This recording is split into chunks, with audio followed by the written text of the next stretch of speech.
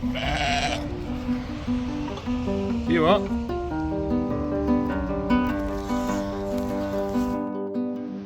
This is my drive back from Chesterfield, where I have a bit of time alone with my rather curious thoughts. I have an eighth of a tank of diesel and I have to go from Chesterfield to Rochdale. It's not quite Chesterfield, it's on the other side now, but it's still 60 miles. Should I chance it? Should I chance it in my Audi diesel? Or should I just do the sensible thing and buy some diesel? Here's where you find out how sensible I am. Oops, I've gone past it. I may only have an eighth of a tank, but it's reading 150 miles. That means that my car is telling me I don't need to stop for diesel because I've got more than enough.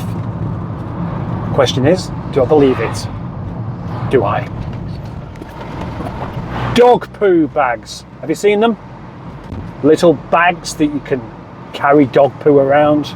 Never assume they're preloaded with dog poo, because if they were, you wouldn't need a dog. Dog poo bags, preloaded with dog poo, for those that don't have a dog but would like one, or don't have a dog but are jealous of people who do have a dog because they get to carry around these little black bags that are so stylish. Oh, style. Ladies with your bags carrying around. Oh, I've got two bags, yeah, two little black bags. The little black bag is the fashionable thing to be seen around with. What is the difference between having a doggy for fashion and having a doggy poo bag for fashion? I'll tell you, the doggy poo bag, you can fling it in the bin when you're finished with it. And not only that, it will be considered as the responsible thing to do. Whereas when you're fed up with your dog, you can't just fling it in the bin because somebody will be upset. The wonderful thing about dog poo bags is that they are made of plastic, and none of the dog poo itself, no matter how close it is to your hands, goes on your hands. Even when you're having to scrape it up like that into the grass, you know, if your dog poos in long grass and it's a particularly moist one, you can really feel the poo in your fingers. But you don't get poo on your fingers. You can even smell your fingers afterwards and they won't smell of poo. So why do people bother with hand sanitizer? Or why do they have that little cringy feeling because they've picked up dog poo when they haven't actually touched it? If you was given a Mars bar by somebody and you wanted to eat a Mars bar, would you eat it? Yes, you would. What if that Mars bar was given to you completely unwrapped by someone you didn't really like the look of? In other words, someone that looked a bit grotty to you. Would you still eat it? I mean, what difference would it actually make? Let's take it a step further. You're given a Mars bar by a grotty looking man with greasy hair, and from his brown trousers he pulls out a Mars bar and he gives it to you, and you really want to eat a Mars bar. Would you then eat it? Or would you, even though the Mars bar itself has not made contact with any of his body because it's been wrapped up in plastic, would that be enough to put you off actually eating it? Would it be the same thing that makes picking up dog poo a bit cringy, and that is actually, you can feel the heat. You can feel the heat of the doggy's insides through the thin plastic bag, just like you'll be able to feel the heat of the grotty man's testicles on your Mars bar as you open up the wrapper, put the first bit of Mars bar in your mouth, and it's warm. And all you can think about is that man's sweaty bollocks. Someone's knocking on the door. Somebody is ringing the bell. And again, somebody's knocking on the door. Somebody is ringing the bell. I say to you, as the person in my house at the time, do me a favour, let them in. Questions about that. If you're telling somebody else, Mr. McCartney, that someone's knocking on your door, are you assuming that they can't hear it? And they're knocking on the door and ringing the bell. How impatient is that? That sounds like the kind of person you probably wouldn't really want to be answering the door to. They're not going to greet you with chocolate. Sounds more likely that they'll greet you with a brick. So no, Mr. McCartney, if you have guests coming around, you let them in. If you're too afraid to open up your own door, why would I want to open it up? I don't know what's going to be on the other side. And when you say them, you're already assuming there's more than one of them. If you've got cameras on your door, you already know who's there, don't you? It's not just someone. Has Paul McCartney got a deaf butler?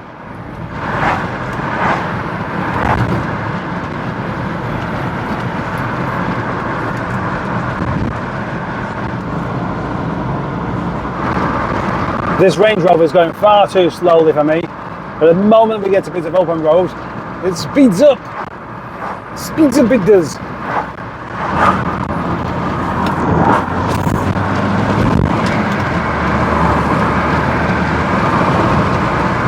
Only to catch up with another slowster. Oh, how slowly do you want to go around these?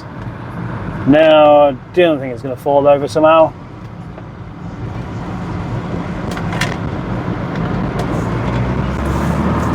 Yeah, sped up then as well.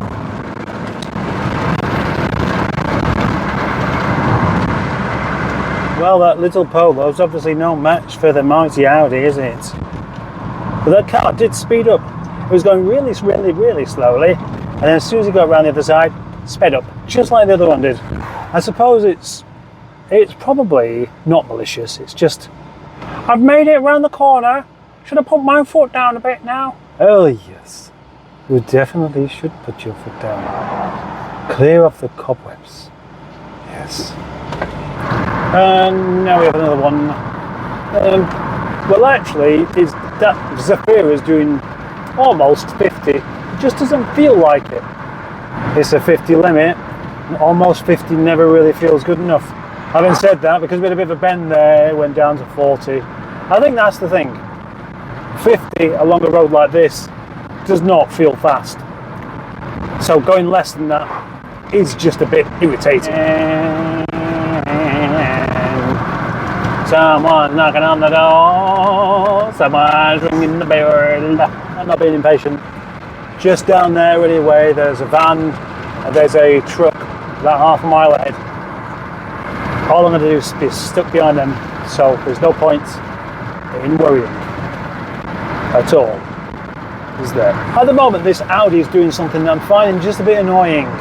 It's got this symbol on the dashboard that looks like it's telling me that the coolant is low, but I've checked it and it isn't. But what may be running ever so slightly low is the screen wash. But it's at that point where it's only just about running low. So when I'm going down a hill, after the thing switched itself off, then it reactivates and does a really nasty beep. Now for emergency route repairs between 14 and 8.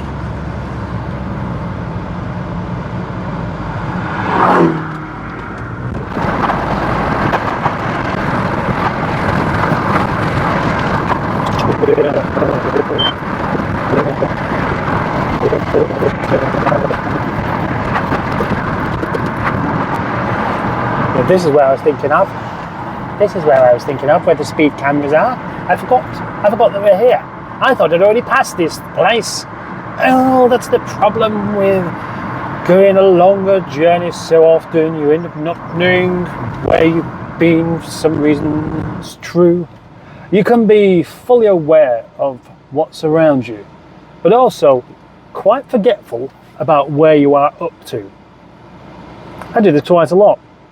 So you know there are certain things to look out for, such as that speed camera there. Oh, if you're not speeding, it's not a problem. No, of course not.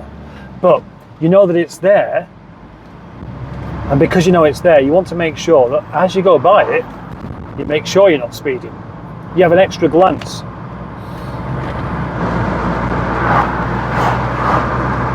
I think we can avoid this turn off this time, because it's not too busy. I'm sure we'll be all right.